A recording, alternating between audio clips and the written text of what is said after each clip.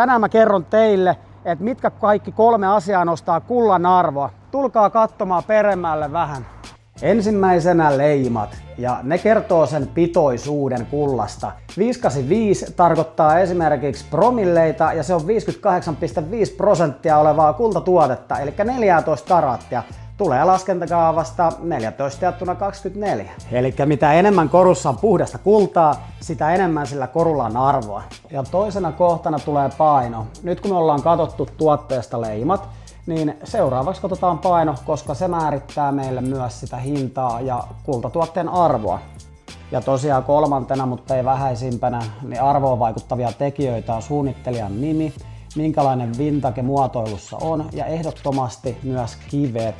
Eli jos sattuu olemaan vaikka niitä timantteja niissä esineissä, niin ne vaikuttaa suunnattomasti myös niiden korujen arvoon.